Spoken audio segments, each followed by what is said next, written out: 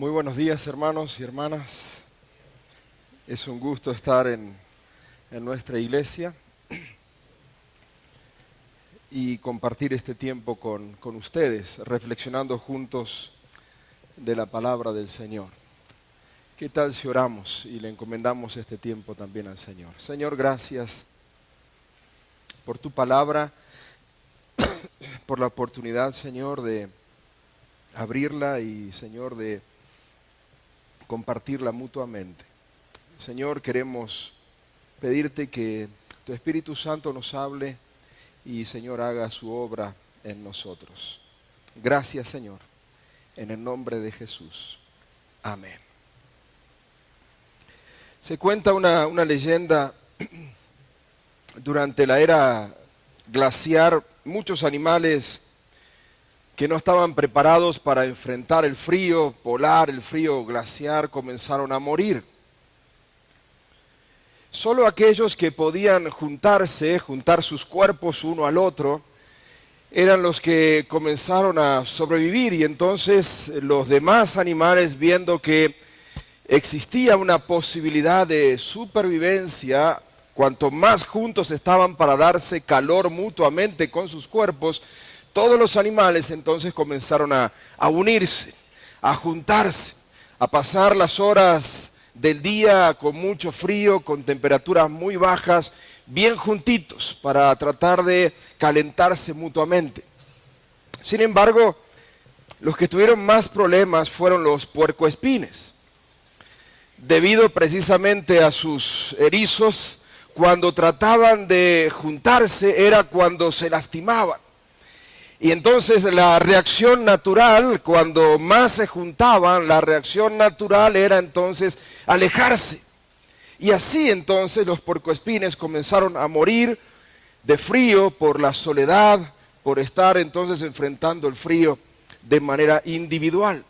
Así que no les quedó otra, por un instinto de supervivencia, aún los puercoespines tuvieron que juntarse y juntarse y juntarse, y a medida que se iban juntando, se iban lastimando el uno al otro. Pero era mejor vivir con heridas y juntos antes de morir aislados y por causa del frío. La moraleja de esta historia es que la mejor relación no es aquella que une a personas perfectas, sino aquella en que cada individuo aprende a convivir con los defectos del otro. Y nosotros como creyentes, como cristianos, somos más parecidos a los puercoespines. Cuanto más lejos estamos el uno del otro, cuanto más aislados estamos de la iglesia, menos problemas tenemos. Pero cuanto más nos acercamos, cuanto más nos comenzamos a meter en la obra del ministerio de la iglesia, cuando más empezamos a conocer a la gente, a convivir con la gente, es cuando comienzan a aparecer allí las heridas, las lastimaduras. Y por eso es que hay algunos por allí, hermanos puercoespines, que prefieren vivir sin la iglesia, lejos de la iglesia, sin tener relación con los hermanos, con los creyentes. El puritano Thomas Brooks dijo que los lobos ataquen a las ovejas, eso es natural, pero que las ovejas se ataquen unas a otras es antinatural y monstruoso. Ese concepto de que oveja atacando oveja no existe en la mente de cualquier campesino. Que un lobo ataque ovejas, sí, pero no que oveja entre ovejas se ataquen y se lastimen. Ahora, ¿por qué razón es que entre los creyentes o en una familia creyente, en una familia cristiana, existen los conflictos o las heridas? La respuesta a esa pregunta es una respuesta que tiene varios o varias respuestas, al menos 3, pero está allí en Santiago capítulo 4, búsquelo, busque Santiago capítulo 4 para que vea que no le miento, allí está, Santiago capítulo 4. De hecho, Santiago comienza el capítulo 4, verso 1, con una pregunta. Y la pregunta es una pregunta extraña que él mismo se hace y dice, ¿de dónde surgen las guerras y los conflictos entre ustedes? ¿De dónde surgen las guerras? La palabra griega para guerras es polemos, que de ahí viene la palabra que nosotros usamos, polémica. ¿De dónde surgen las polémicas, los pleitos, los combates? Y esa idea, esa palabra guerra tiene que ver con conflictos que son serios y prolongados, que pueden durar años, pueden durar días, semanas, meses, años. Y la segunda palabra, que es traducida en nuestras Biblias como conflictos, es la palabra maché, que significa discusión o un pleito específico, pero temporal o pasajero. La pregunta de Santiago, entonces, para entenderla, sería, ¿de dónde surgen esos conflictos que permanecen por años en la vida de los creyentes? ¿De dónde surgen esos conflictos que a veces son esporádicos? ¿De dónde surgen? Ya sean los conflictos esporádicos o los conflictos permanentes. Seguramente usted conocerá, no digo que usted sea uno de ellos, pero usted conocerá, yo conozco a personas, hermanos o hermanas en Cristo, que hace años que han decidido no dirigirle la palabra nunca más a esa persona.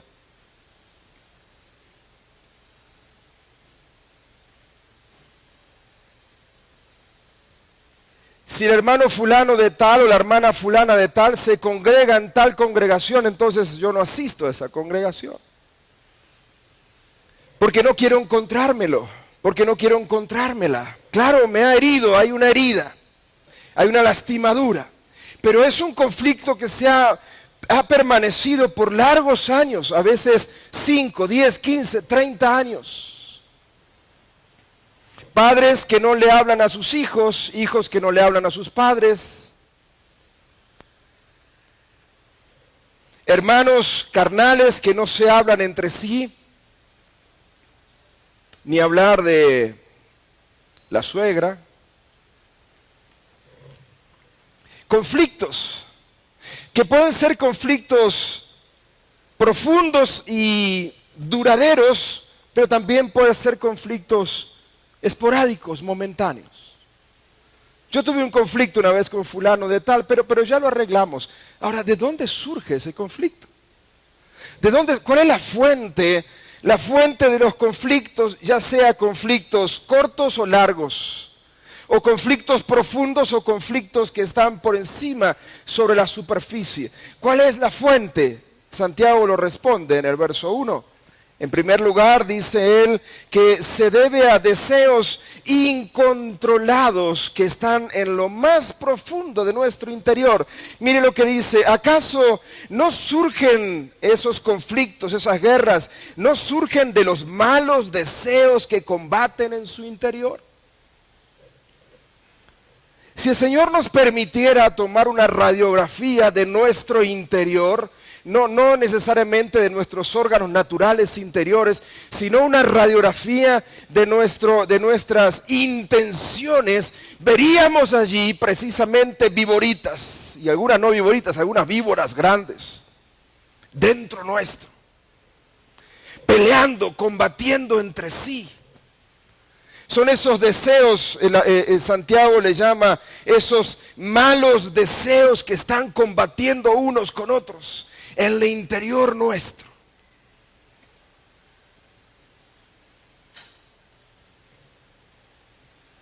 Todos nosotros tenemos esos deseos, todos, algunos más activos, otros menos, pero todos tenemos esos deseos dentro nuestros que están combatiendo. Y el problema es cuando esos deseos se vuelven incontrolados.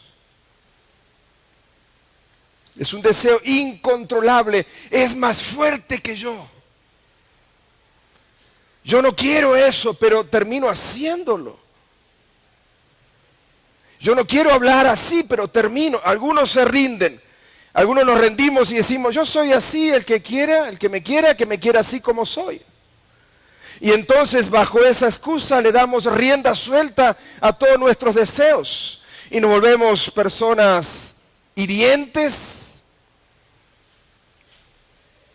Matrimonios donde conviven con una situación de violencia verbal, psicológica, emocional. Relaciones en iglesias, relaciones enfermizas. Simplemente por personas que dan rienda suelta a esos deseos. Yo soy así. A mí me gusta decir las cosas de frente y de una vez. Momentito, eso no significa que tengas que herir.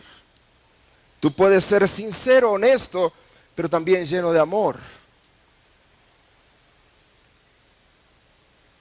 Santiago dice, los conflictos, las guerras, ya sean los problemas largos o cortos, proceden de esos deseos incontrolados que están dentro nuestro. En segundo lugar, dice Santiago que esos deseos no solo son incontrolados, sino también son deseos incumplidos, o llamémosle deseos frustrados. Mire lo que dice. Desean lo que no tienen, entonces traman y hasta matan para conseguirlo.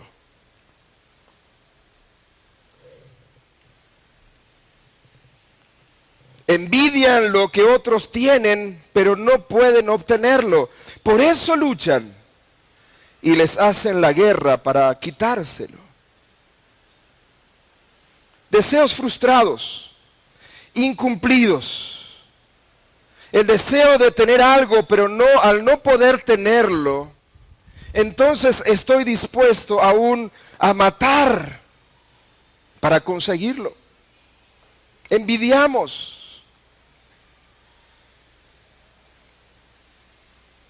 Si un hermano predica mejor que yo, entonces hay una envidia dentro mío.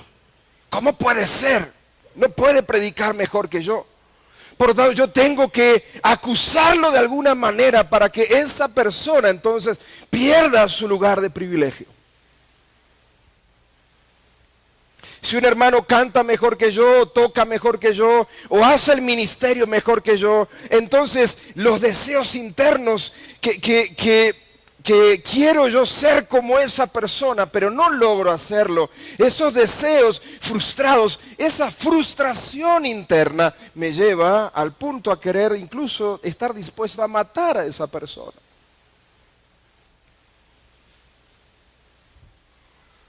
Yo sé que la mayoría de nosotros, o quizás todos nosotros, no venimos con armas a la iglesia. Yo espero. Pero sí traemos un arma que es muy poderosa. Y esta viene cargada, todo el tiempo. Todo el tiempo. Está lista para disparar. Está lista para disparar y para matar a alguien.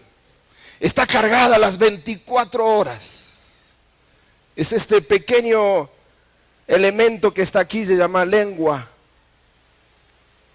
Dispuesto para matar, para tirar y matar. Deseos incontrolados, deseos frustrados, incumplidos. En tercer lugar, deseos egoístas. Dice, no tienen lo que desean porque no se lo piden a Dios. Algunos ni siquiera oran.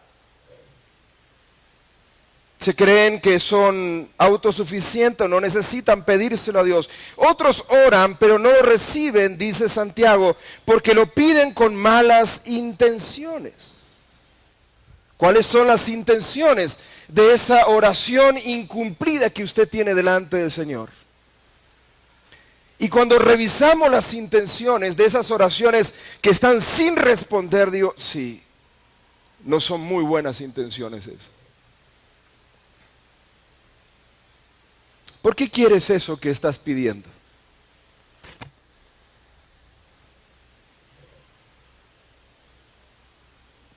¿Por qué quieres eso que estás pidiendo al Señor?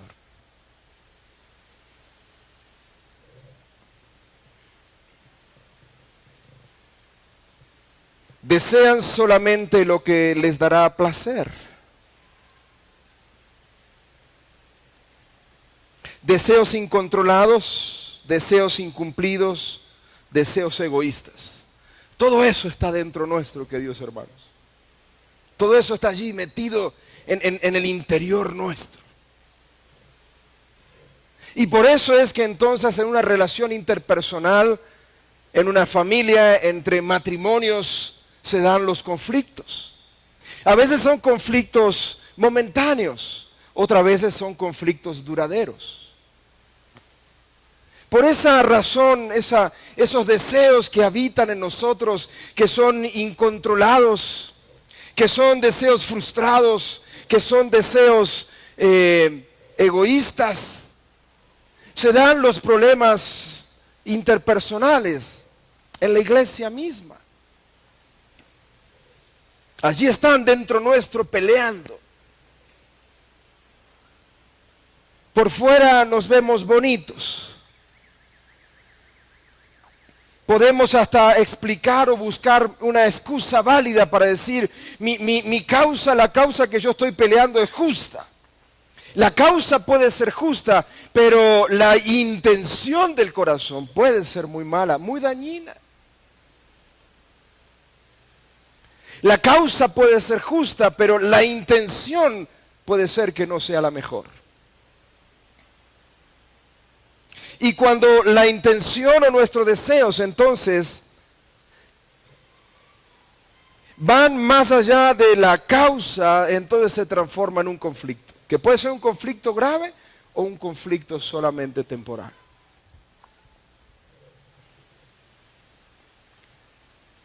Marshall Shelley, en su libro titulado Dragones bien intencionados, habla acerca de la discordia en la iglesia y dice, algunas veces la discordia proviene de personas que no necesariamente tratan de ser difíciles, pero lo son. Los dragones, por supuesto que son criaturas ficticias, reptiles monstruosos con garras de león, cola de serpiente, alas de murciélago y cubiertos de escamas. Existen solo en la imaginación. Pero hay dragones de otra clase, decididamente reales. Aunque son amigables, bajo su encanto encubren un poder destructivo.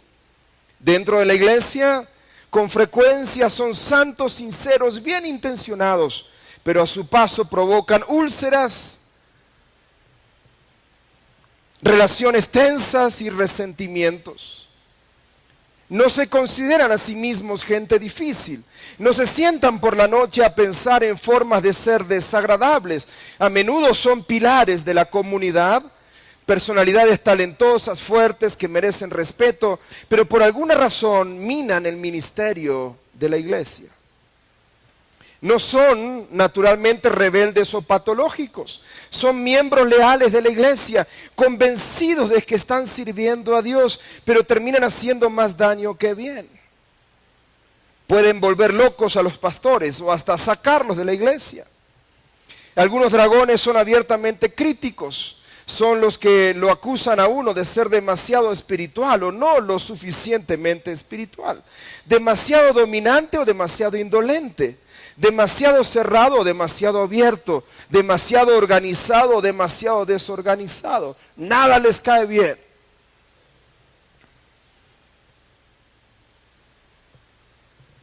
Los dragones hacen difícil estar en acuerdo con ellos. Las relaciones son las prioridades tanto profesionales como personales de un pastor. Llevarse bien con la gente es un elemento esencial de cualquier ministerio, pero cuando las críticas de los dragones destrozan las relaciones, muchos pastores sienten que han fracasado.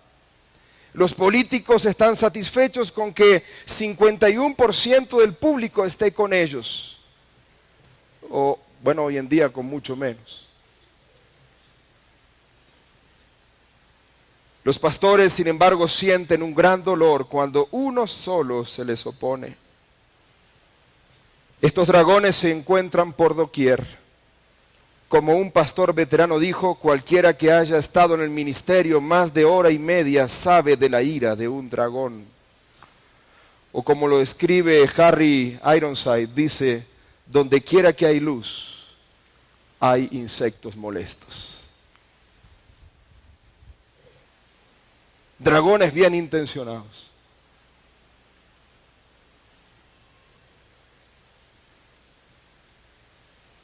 Santiago dice, ¿de dónde surgen las guerras?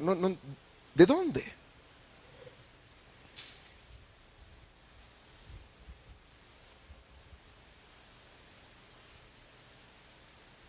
¿De dónde surgen las guerras entre nosotros como creyentes?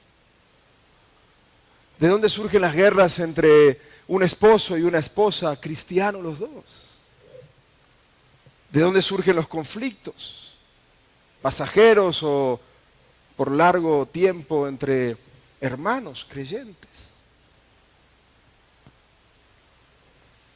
Del corazón, del interior.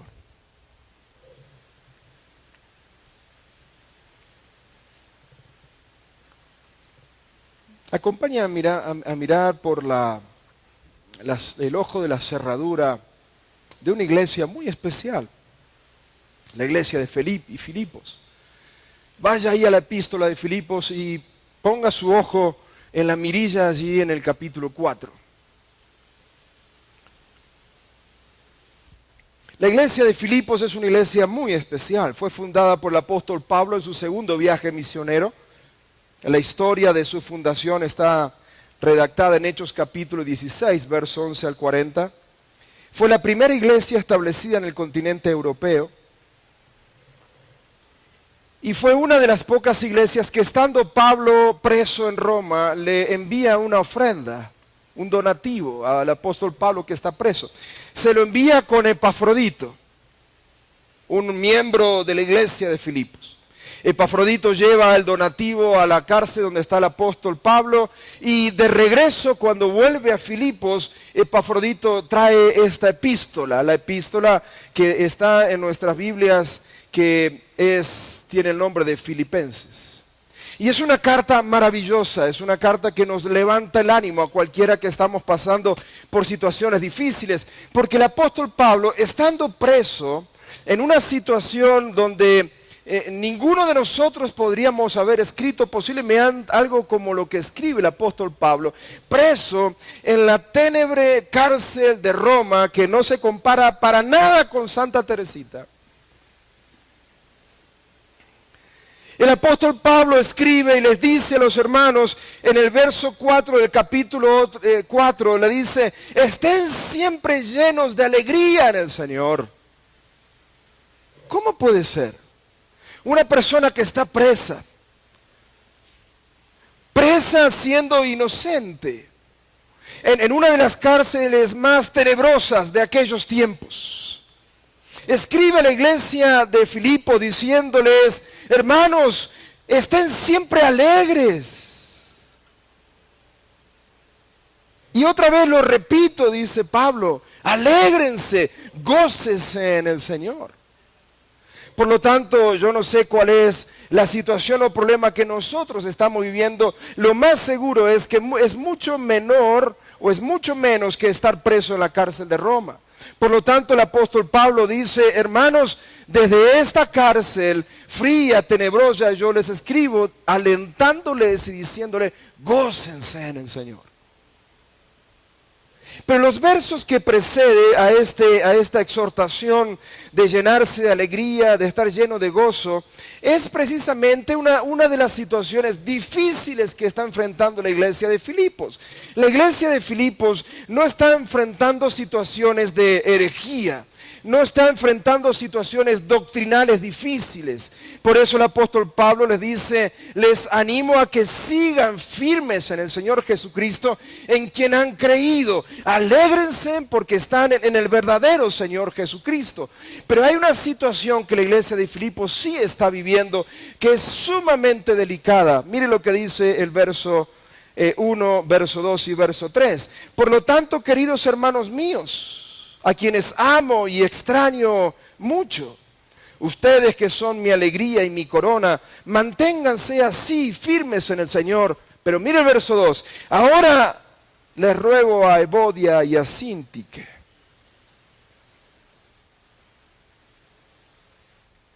dado que pertenecen al Señor, que arreglen su desacuerdo. Mirando por la mirilla entonces, por el ojo de la cerradura de la puerta de Filipos, por fuera la iglesia se ve muy bien, por fuera es una iglesia linda, es una iglesia maravillosa, la primera iglesia fundada en el continente europeo, una de las iglesias fundadas en el segundo viaje misionero del apóstol Pablo, una iglesia que si usted lee Hechos 16, 11 al 40, usted va a ver cómo es que esta iglesia se funda con personas como Lidia y otras mujeres que estaban allí alrededor o a la orilla de un río y el apóstol Pablo les predica el evangelio y estas mujeres reciben el evangelio con alegría, con fe y se establece esta congregación, una congregación linda, por fuera preciosa, pero cuando nos acercamos y miramos entonces por el ojo de la cerradura, vemos que ahí adentro hay problemas.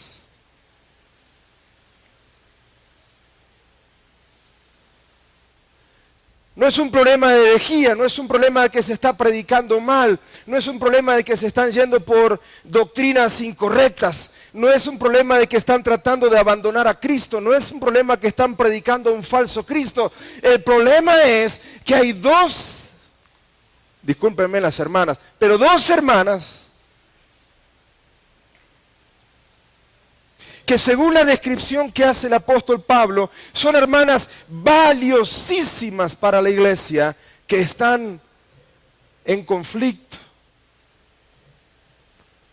están en pelea. No es un conflicto pasajero, es un conflicto que es un conflicto de larga duración.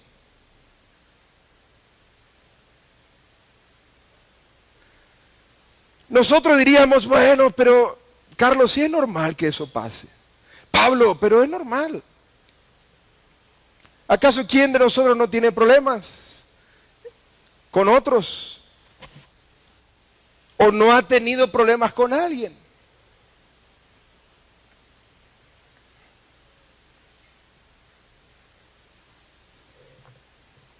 Y el apóstol Pablo dice, les ruego.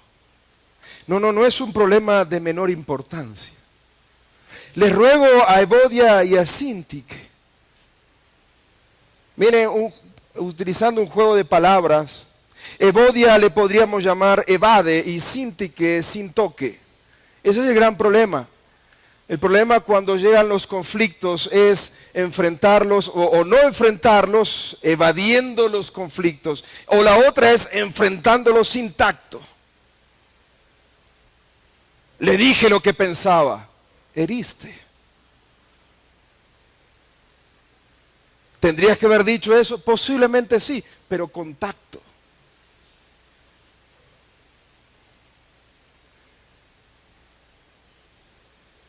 Es que yo con mis hijos, yo soy sincero, yo le digo las cosas así como son, como las siento. Usted está matando a sus hijos. Porque lo que usted siente no siempre es dirigido por el Señor. Porque recuerde que hay frustraciones. Recuerde que hay deseos incontrolados dentro.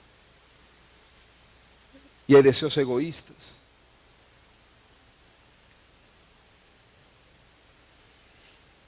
Evodia y Síntique no eran personas ajenas a la congregación, alborotadoras, chismosas. No dice eso el apóstol Pablo. El apóstol Pablo podría haber dicho, les ruego a Evodia y a Síntique, esas mujeres chismosas que siempre se están metiendo en la iglesia. No es eso. Mire la descripción que hace el apóstol Pablo de Evodia y de Síntique. En primer lugar dice, ellas pertenecen al Señor. No hay duda. No es que no son creyentes, ellas son personas que pertenecen al Señor.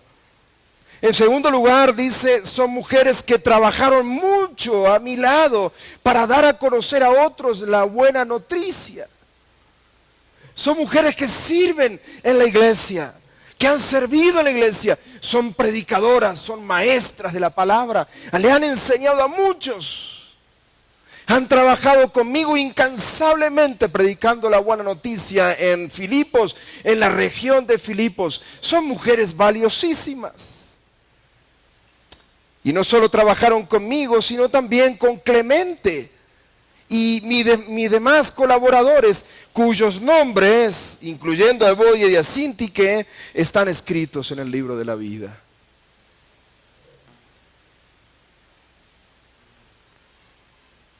No sabemos mucho de Evodia y de Síntique, no se mencionan en ningún otro pasaje de la Biblia, pero la descripción que hace el apóstol Pablo es que eran miembros destacados de la iglesia, no eran alborotadoras ajenas a la congregación, no era un conflicto que tenían entre ellas por un asunto doctrinal, sino un asunto de relaciones interpersonales. Y eran mujeres notablemente respetadas por la congregación filipense. Colaboradores de Pablo, colaboradoras de Clemente, servidoras de la iglesia.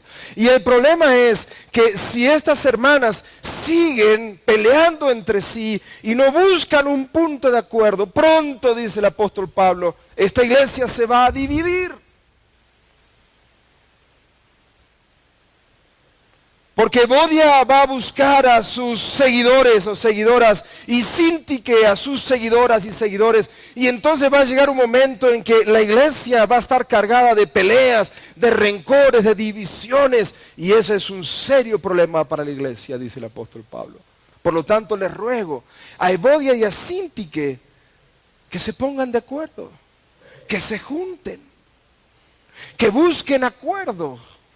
Y acuerdo es poner el corazón en sintonía el uno con el otro.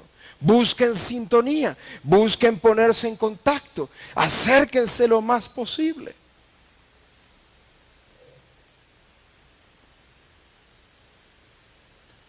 Ahora, ¿cómo acercarse al otro cuando somos porcoespines? ¿Cómo acercarse al otro cuando el otro me ha herido? ¿Cómo acercarse al otro cuando sé que el otro o la otra persona ha dicho algo que me ha dañado? ¿Cómo hacerlo? A veces por nuestras propias fuerzas no logramos hacerlo. A veces somos tan tercos y tan testarudos que no damos el brazo a torcer. Repito, padres que no le hablan a sus hijos, dentro desean tener una buena comunicación con su hijo, pero no voy a dar el brazo a torcer, no lo voy a hacer. Porque si yo me pongo blando aquí, se termina entonces mi mano dura.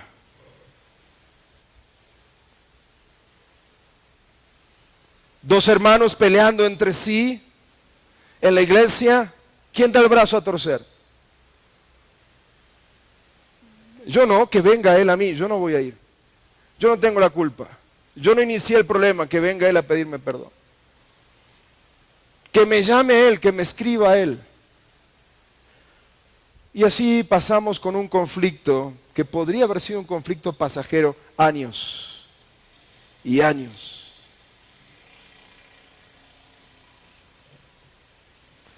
Por eso en ocasiones se necesita una tercera persona, y eso es lo que hace el apóstol Pablo en el verso 3. Y dice, y a ti, mi fiel compañero, que es todavía un misterio, ¿quién es ese fiel compañero? Algunos dicen que era Bernabé, otros dicen que era el mismo Epafrodito, otros dicen que ninguno de ellos. Pero el apóstol Pablo dice, a ti, mi fiel compañero, te pido que ayudes a estas mujeres que han luchado a mi lado en la obra del Evangelio. Cuán valiosos son los fieles compañeros que ayudan a la restauración, que ayudan a acercar a las personas. Miren, no es bueno que esté así peleado con aquel, con aquella. No es bueno. Hay que acordarse. Mire, al menos, hay que estar de acuerdo que nunca vamos a poder estar en acuerdo. Al menos vamos a tener que acordar que nunca o que siempre vamos a estar en desacuerdo en un punto, pero eso no significa que somos enemigos.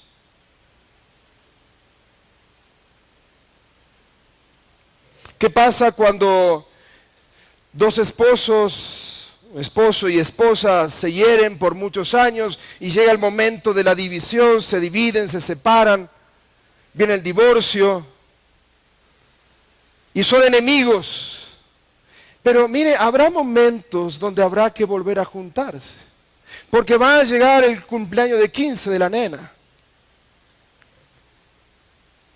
Va a llegar el día de la boda de la nena o del nene. ¿Y qué vamos a hacer? La nena va a tener 2 bodas.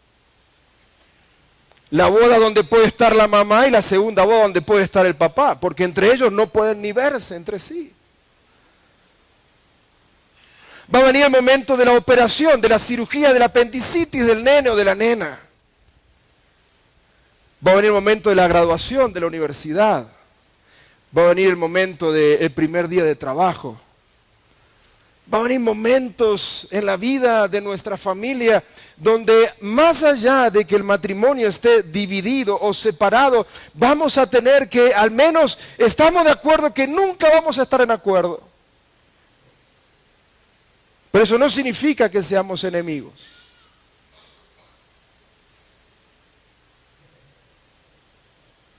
Yo tengo una foto que guardo con mucho cariño, con mucho aprecio. La tomamos el año pasado en Argentina. Y en esa foto está mi papá, mi mamá, mi hermano mayor y yo.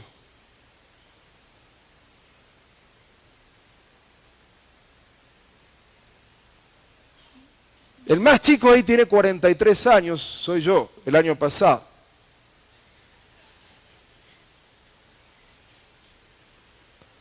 La otra foto, si usted busca en mi cuaderno de fotos, si usted busca una foto familiar de 4, va a tener que transportarse hasta mis 8 años de edad. No perdí fotos, Aquellas cuando tenía 8 años fueron en blanco y negro. No, ya era color. Esta fue tomada con una cámara de rollo. Esta fue tomada con un teléfono. Cómo cambian los tiempos. No perdí fotos en el camino. Lo que perdí fueron años de convivencia con mis padres. Por la enemistad. Por el veneno, el rencor. Por la falta de perdón.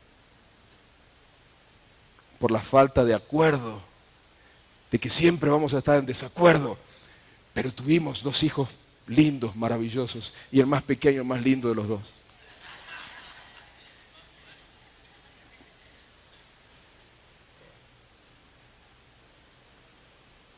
Habrá momentos donde tenemos que decir, mira, le dije a un hermano, amigo, un pastor, amigo en Argentina, mire, sobre ese punto toda la vida vamos a estar en desacuerdo. Pero ¿sabes una cosa? Eso no implica que seamos enemigos. Somos amigos y pastores amigos. Yo no hablo mal de él no habla mal de mí. Hay una ética pastoral, nos amamos los dos, somos buenos amigos. Pero en ese punto no estamos de acuerdo.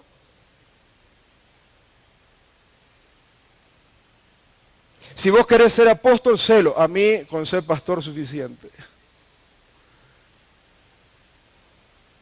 Y estamos en acuerdo de que nunca vamos a acordar sobre ese punto, pero eso no significa que seamos enemigos. Evodia y Sintique, júntense. Es que no puedo porque me pincha cuando se acerca. Ahí está, es una puercoespín. ¿Y tú qué eres? También eres una puercoespín. Júntense. Busquen acuerdo, busquen sintonía. Aunque el acercarse, eso lleve a momentos incómodos. a momentos incómodos. En esa foto de mis 43 años estaba la segunda esposa de mi papá y el segundo esposo de mi mamá. Y mientras nos tomaba la foto mi sobrina, yo le miraba las caras a ellos y decía, qué momento incómodo, pero vale la pena. Qué momento incómodo, pero vale la pena. Y cuando terminamos la foto le dije, gracias, no saben cuántos años yo deseé tener una foto como esta. Gracias.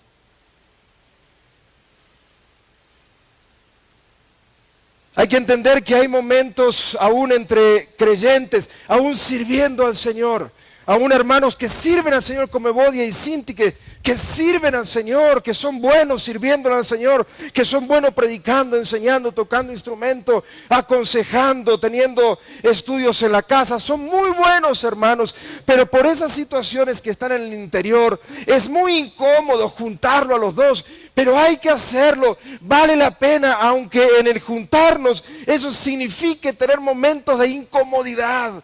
Pero debemos juntarnos, porque si nos aislamos, entonces morimos. Morimos. Morimos envenenados por nuestro propio veneno de la falta de perdón. Morimos envenenados por nuestro mismo rencor, nuestra misma bronca, nuestro mismo odio. Nos vamos comiendo a nosotros mismos. Hay algunos que ya no tienen estómago porque es todo úlcera el estómago. Y se han comido años de no perdonar, años atados al rencor, años atados al enojo, al odio. Si lo encuentro, oro por él y después lo mato. Vamos, a ti, mi fiel compañero, ayuda a estas. Ayúdalas a que se junten, a que se soporten, a que se perdonen, a que vivan como hermanas en Cristo. De lo contrario, la iglesia puede verse muy bonita por fuera, pero por dentro está lleno de rencor, de enojo, de amargura, de un veneno que va consumiendo. Una familia puede verse de afuera muy linda, maravillosa, pero por dentro, cuando miramos desde el ojo de la cerradura, vemos que hay discordia, hay problema, hay peleas, hay conflictos no resueltos de años. Y se mastican el uno al otro.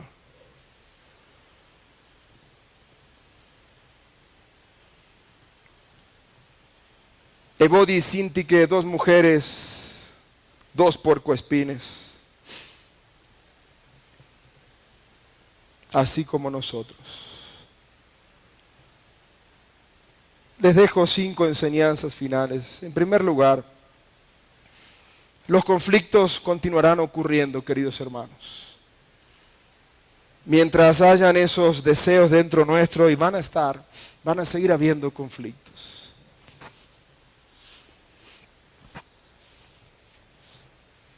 Siempre que haya ese crudo egoísmo de nuestra naturaleza pecaminosa, habrá guerra en nuestros hogares, en nuestra iglesia, en el lugar donde estemos. En segundo lugar, no todos los conflictos carecen de razón, no todos los desacuerdos requieren reconciliación.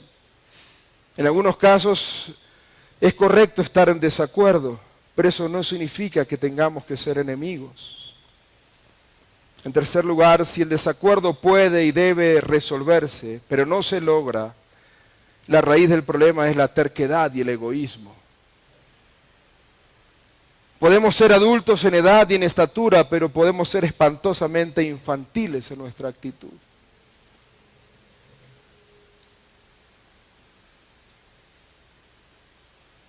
¿Por qué no le hablas a tu hijo? No quiero.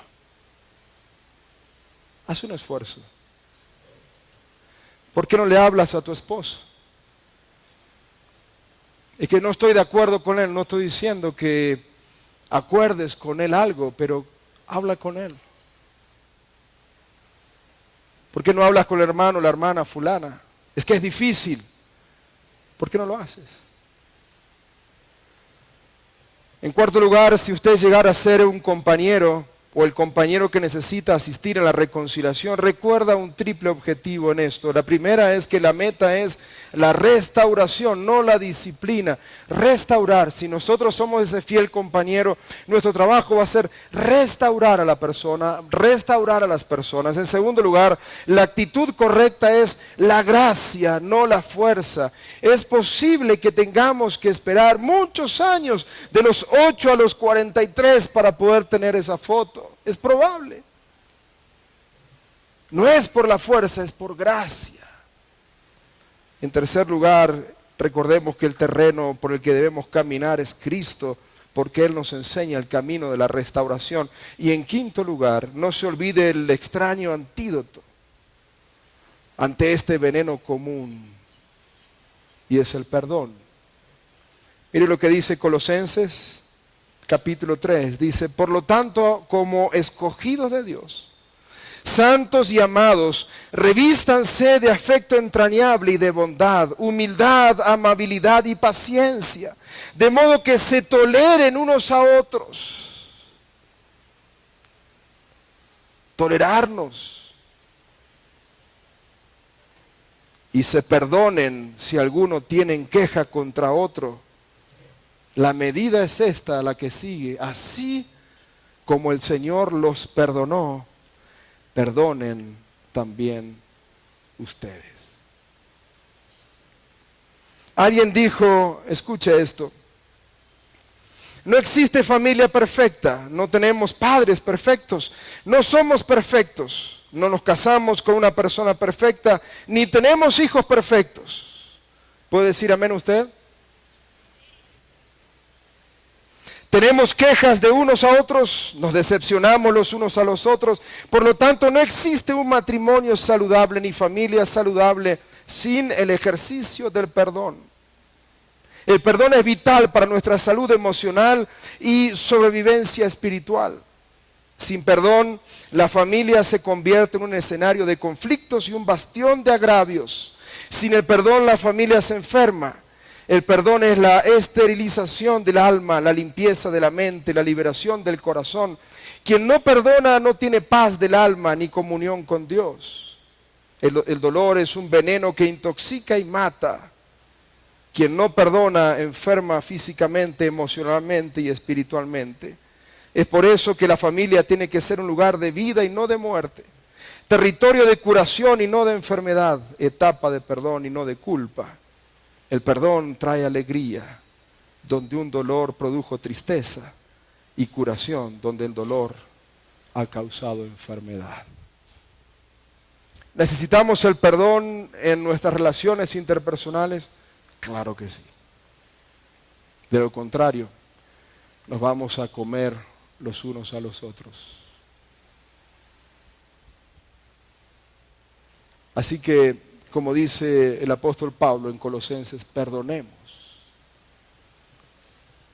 y tolerémonos unos a otros. Como buenos puercoespines, sabemos que cuanto más nos juntamos entre nosotros, más vamos a ver nuestros defectos y posiblemente las heridas comiencen a aparecer.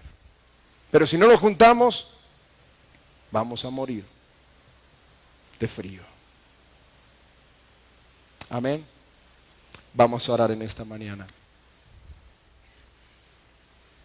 Señor, gracias por la comunión, por la vida de la iglesia y la iglesia en general.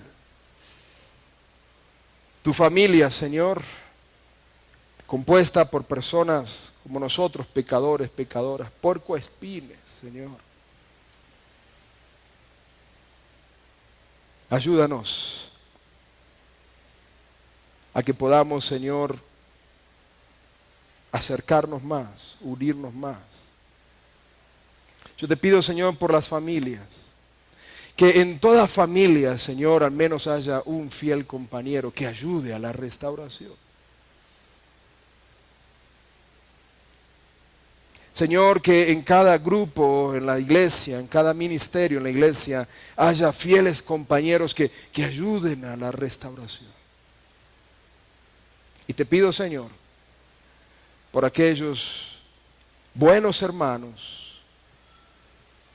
pero Señor, con deseos egoístas, frustrados o incontrolados, para que, Señor, tú tomes control de nuestros deseos más internos y que podamos, Señor, vivir como santos, escogidos, imitándote a ti, dándonos perdón uno a otros.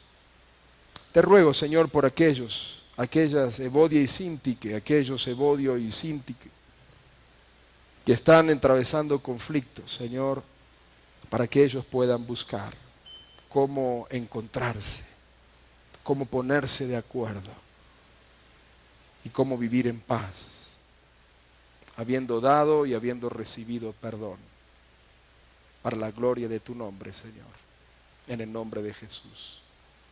Amén.